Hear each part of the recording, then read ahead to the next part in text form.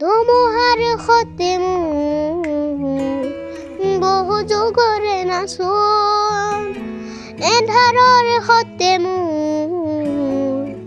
বহু যুগৰে আপোন তুমি যেন পপীয়া তৰা আকাশৰ বুতি নৈ তুমি যেন আৱৰি ধৰা ভিতৰে বাহিৰে বৈ ৰাহুলৰ ইতিমধ্যে দেউতাক নাই আজি 3 বছৰ হ'ল মানে এক্সিডেণ্ট হৈ ঢুকালে ঢুকোৱাৰ কাৰণে মানে তাক মই ইয়ালৈ লৈ আহিলোঁ আৰু এনে ভালকৈতো পঢ়াব শুনাব মনটো আছিলে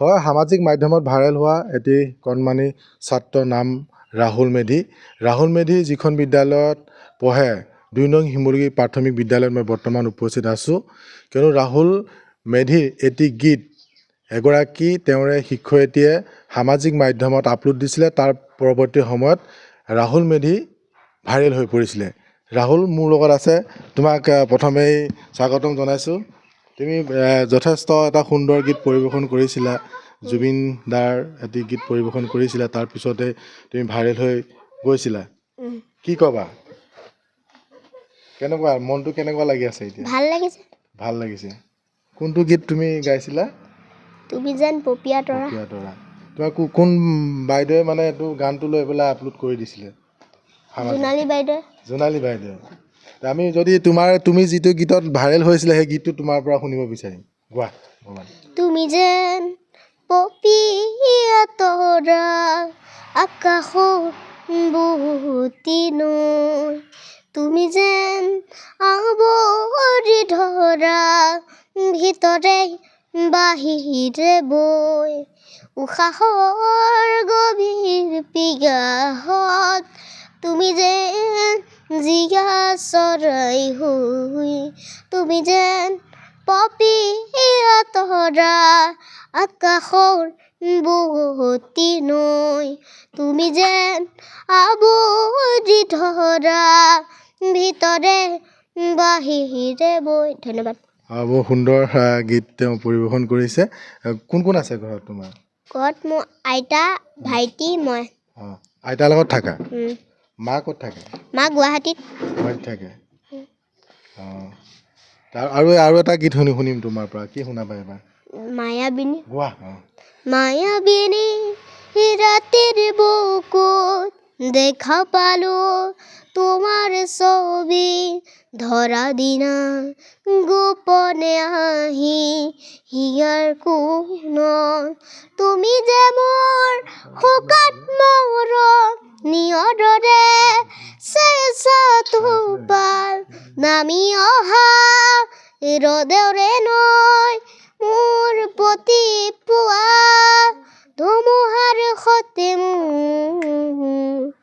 বহু যুগৰে নাচোন এন্ধাৰৰ সতে বহু যুগৰে আপোন নিজানৰ গান মোৰ শেষ হ'ব ধন্যবাদ ধুনীয়া গীত গাইছা এতিয়া গীত গোৱাৰ সমান্তৰালভাৱে তুমি আৰু কি কৰি ভাল পোৱা খেলা ধূলা কি কৰি ভাল পোৱা মই পঢ়ি ভাল পোৱা ভালকৈ পঢ়ি আছা বাইদেউগৰাকীৰ ওচৰলৈ আছোঁ যিগৰাকী বাইদেৱে আমাৰ ৰাহুলৰ গীতটি ভাইৰেল কৰিছিলে আপলোড কৰিছিলে কি ক'ব আচলতে এতিয়াতো ভাইৰেল হৈ গ'ল আপুনি এইটো কৰিছিলে হয় মই প্ৰথমৰ পৰাই ছাত্ৰ ছাত্ৰীসকলক মানে গান যেতিয়া গোৱাই মই সিহঁতক ভিডিঅ'টো দেখাওঁ সিহঁতি খুব ভাল পায় সেইখিনি চাই আৰু আমি বিদ্যালয়ত তেনেকুৱা এটা পৰিৱেশ আমি নিজে সৃষ্টি কৰি লৈছোঁৱে প্ৰথম অৱস্থাত সকলো ইমান এক্সপাৰ্ট নাছিলে বাৰু এতিয়া লাহে লাহে সি আগৰ পৰাই অলপ জানে তাৰপিছত স্কুলতো আমি যথেষ্ট চেষ্টা কৰিছোঁ এই ক্ষেত্ৰত মোক প্ৰধান শিক্ষকে বহুত ছাপোৰ্ট কৰে মানে হয় তেখেতৰ ছাপোৰ্টতে ইমানখিনি আগবাঢ়িছোঁ আৰু পঢ়া শুনাত আমাৰ প্ৰায় 80% ছাত্ৰ ছাত্ৰীয়ে পাৰ্গত কিছুমান অকণমান থাকে আৰু সি পঢ়াত ভাল প্ৰতিগৰাকী তাৰ যিটো কণ্ঠ সেইটো আপুনি ধৰিব পাৰিছিলে যে ভাল হয় প্ৰথমৰ পৰা ধৰিব পাৰিছোঁ তাৰ কণ্ঠ বহুত ধুনীয়া আমি যেতিয়া গাবলৈ দি চাওঁ তেতিয়া আগতেও আমি বহুতখিনি ভিডিঅ' বনাইছোঁ বাৰু ইমান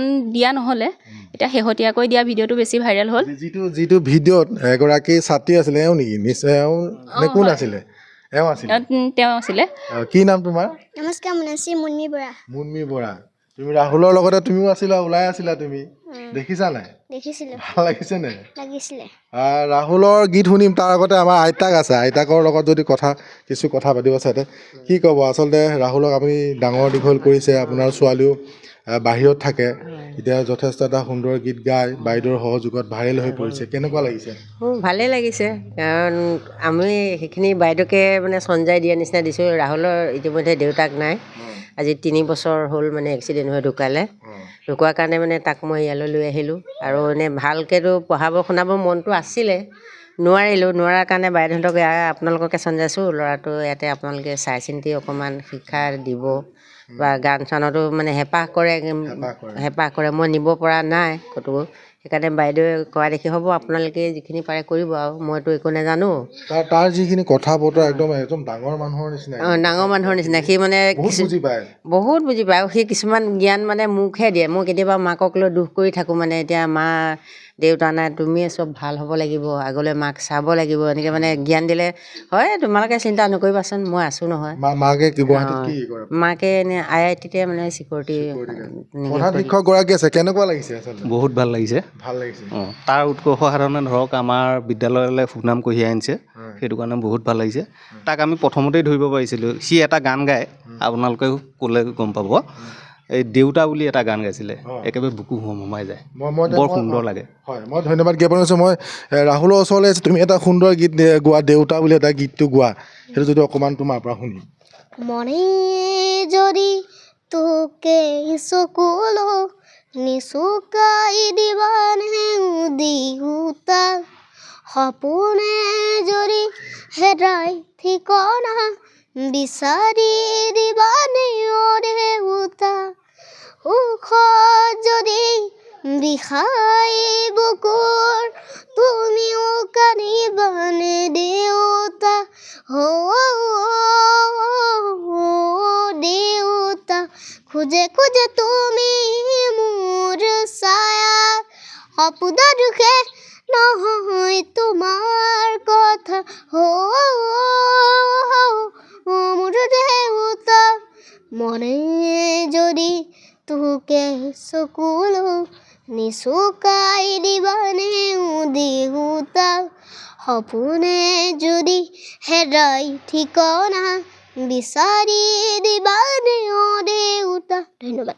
ইমান সুন্দৰ কণ্ঠৰ অধিকাৰী ৰাহুল মেধি, আৰু বিদ্যালয়খনৰ আচলতে শিক্ষয়িত্ৰীসকলে যথেষ্ট গুৰুত্ব প্ৰদান কৰিছে।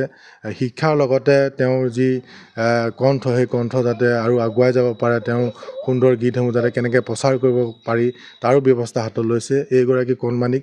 আহক আমি সকলোৱে আগুৱাই যোৱাৰ ক্ষেত্ৰত আগভাগ লওঁ। আমি কিছু পৰিৱেশ ইয়াৰ পৰা দেখাবৰ কাৰণে চেষ্টা কৰিলোঁ, আৰু ৰাহুল মেধি আৰু আগুৱাই যাওক, আমি তাৰে কামনা কৰিছোঁ।